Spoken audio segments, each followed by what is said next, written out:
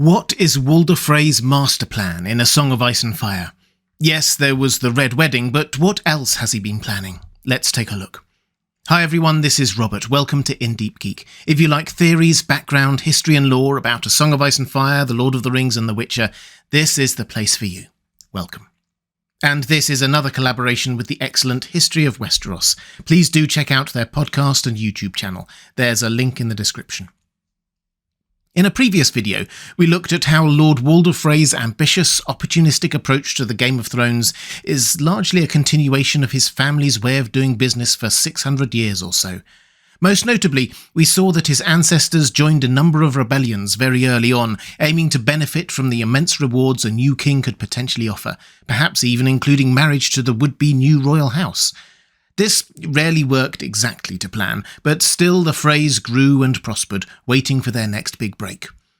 The Freys have not been shy about aiming high, and why not? They've never been truly accepted by their fellow Riverlords as a whole, most of whom can rather snootily trace their lineage back thousands of years. House Frey is now only 6 centuries old, and are still seen as upstart toll collectors by the ruling classes, and thus do not fit neatly into their club. In response, the Freys have, mostly unsuccessfully, tried to rise above those who looked down on them. Yet despite being on the losing side so many times, they've never suffered much for it. They are very rich, capable of paying enormous amounts in restitution, and, as is often required, they can also give hostages. There are lots of Freys going spare. Either way, as long as they have the twins, their coffers will refill with toll revenue, and new Freys will be born. Lord Walder is the extreme version of all these Frey qualities. With his enormous number of descendants, he can spend them however he chooses, from marriage alliances, high offices, military commands, whatever brings advantage.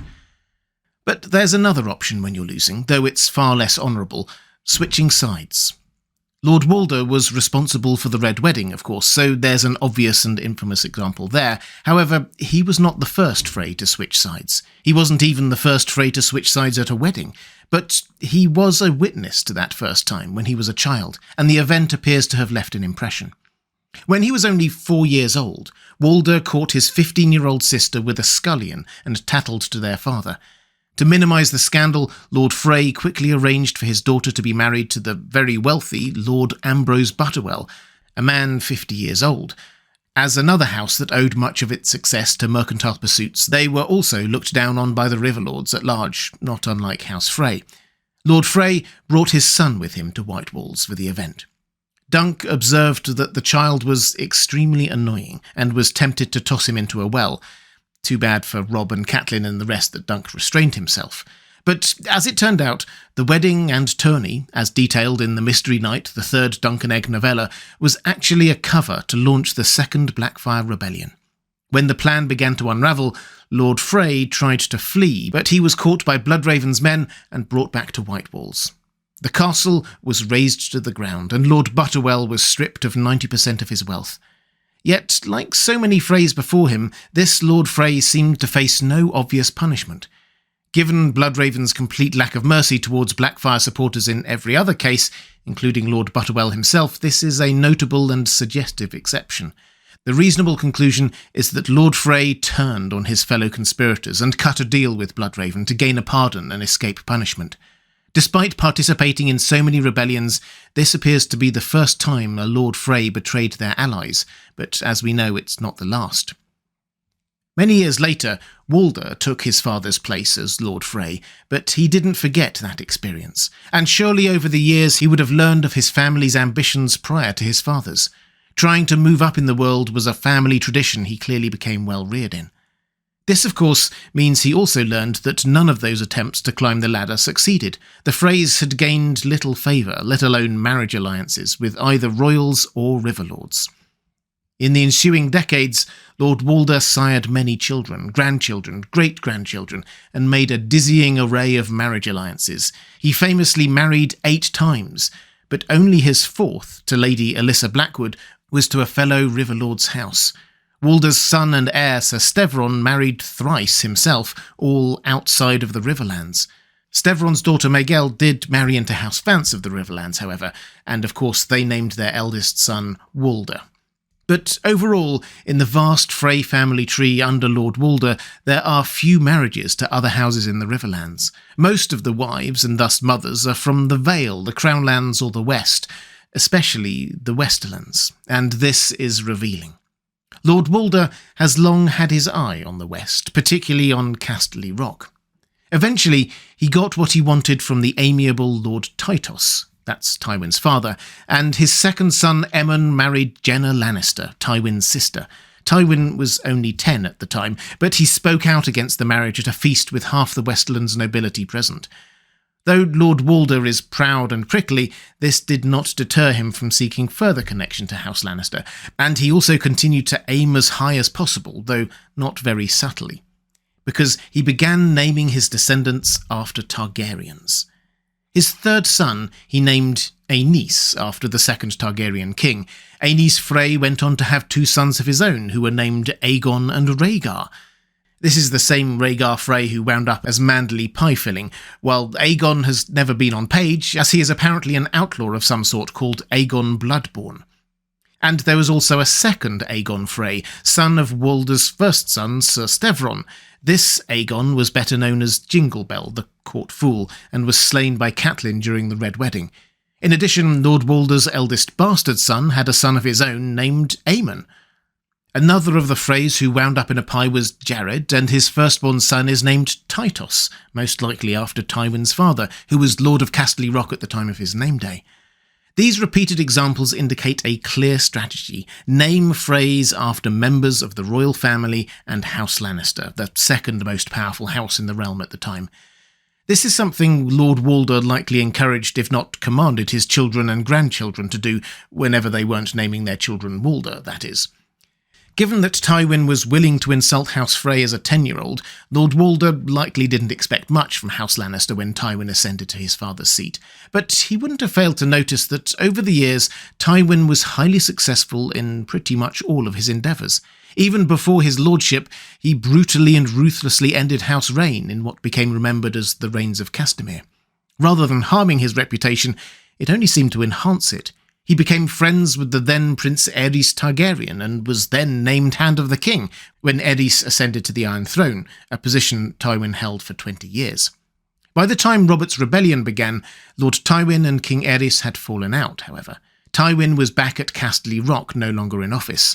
Tywin led his host into the field, but did not declare for either side. Lord Walder did the same. Lord Tywin waited to see who gained the upper hand in the war, and again so did Lord Walder.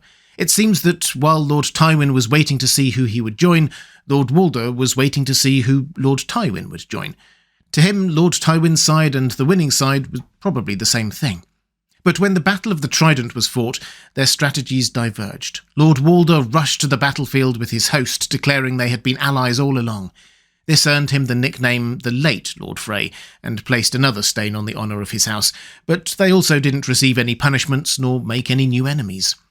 Tywin infamously rushed to King's Landing and sacked it. Instead of merely bending the knee to the new king, he had Princess Elia, Prince Aegon and Princess Rhaenys killed, forever repudiating House Targaryen. Never again could the two houses ally. Tywin had no hand in Rhaegar's death, but he might have saved it had he shown up at the Battle of the Trident to fight for his liege against Robert. Had he done so, surely Lord Walder would have been quick to join as well. The Freys with Targaryen names might have preferred that outcome. As with the Reigns of Castamere, Tywin's extreme actions didn't seem to stop House Lannister's rise. They received many rewards, the biggest of which was the marriage of the new King Robert to Cersei. The Lannisters were now part of the royal house.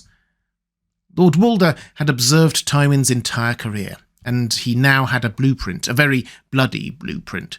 But he also returned to his old tricks. Robert's rebellion ended in 283, and later that year Lord Walder's 11th son Raymond had his firstborn son, who was named, predictably enough, Robert. Their fourth child was named Cersei, and during the events of A Song of Ice and Fire there were twin boys named Jaime and Tywin. This came just after Tywin became Hand of the King again, and Jaime made Lord Commander of the Kingsguard. Perhaps it's unsurprising given the sheer size of House Frey, but there is more. A few years after Robert Baratheon took the throne, Lord Walder's grandson Cleos, the same Cleos who travelled with Jaime and Brienne in the main story, the same Cleos who 10-year-old Tywin didn't want his sister to marry, had a son with Jenna, whom they named Tywin. Putting this all together, it helps explain why Lord Walder was unwilling to go against House Lannister in a Game of Thrones. He was not eager to make an enemy of the man whose success he most wanted to emulate, a house he had tried to tie to his own many times, and had tied to through his son and Tywin's sister. But then an opportunity presented itself. Robb Stark was desperate to cross the river, and Walder knew that he could exact a very high price. The Lannisters and Starks may be at war, but at his age, when else would he get an opportunity like this? A marriage to the heir of House Stark is extremely prestigious. He also probably expected, as many other lords did, a short war, perhaps an exchange of Jaime Lannister for Ned Stark, followed by a peace arrangement. Though he had long wanted Lannister marriages, and tying himself to the Starks when they were at war with the Lannisters was risky, the Starks are a great house. The deal was hard struck, and Lord Walder knew it was a rare opportunity. He couldn't have foreseen Ned Stark's execution, which led to Robb's coronation, so instead of the short inconvenience of a war followed by the long-term advantages of his descendant being a Lord Stark, House Frey found themselves in an all-out war for independence with the North and the Riverlands against the Lannisters. It was far more dangerous, but the rewards were also potentially greater. If they succeeded, a Frey would be the Queen of the North. The next king in the North would be Lord Walder's descendant. This is why we can be reasonably confident that Lord Walder's initial support for Robb Stark was sincere, not out of loyalty to House Stark or in keeping their word, but because it was a chance to win what his family had sought for centuries, royal status. Thus, we can, in turn, be reasonably sure that he didn't enter the arrangement with plans to betray it. But like his father taught him, switching sides was a completely valid option if the right opportunities came along. When the war started going badly for the North, when his son and heir Ser Stevron died on campaign and Robb broke his promise to marry a Frey, everything changed. Robb offered the Freys a marriage to House Tully instead. While prestigious, he had aimed for a royal status, not a marriage to his feudal overlords. This is seemingly when Lord Walder pivoted plans, and the result was the Red Wedding. Through his new plan, not only did he have Robb and most of his hosts slain, his third wife's side of the family married the new rulers of the North, House Bolton, so he still got that northern ruling connection. On top of that, and perhaps more importantly to him personally, he acquired further links to House Lannister, who had become, for all intents and purposes, the new royal house on the Iron Throne. And on top of that, as part of the arrangement, Lord Edmure Tully still married Lady Roslyn Frey, but was stripped of his lands. Lord Walder's second son, Emmon, along with Jenna Lannister, received Riverrun as their seat, so Lord Walder got everything Robb was offering, plus quite a lot more. Influence with the ruling family in King's Landing, a marriage to the ruling family in the North, his son getting Riverrun, the Tullys stripped of their lands. Yes, it will have seemed like a very profitable venture by Walder Frey. However, little has gone according to plan for Lord Walder since. Instead of the respect he expected to gain for his house, they've become associated with disloyalty and the violation of guest right, an especially huge taboo in the North. Lord Walder probably didn't see it coming. Tywin's ruthless violence helped his family advance and made everyone fear him, but House Frey instead won contempt. The Freys had been opportunistic and intemperate many times, but this kind of brutality was new, and it's changed their place in history forever. What Lord Walder also failed to notice is that even Lord Tywin, with all his power and wealth, could not escape his past. Prince Doran Martell was not the only one playing a very long game to get revenge on Lord Tywin.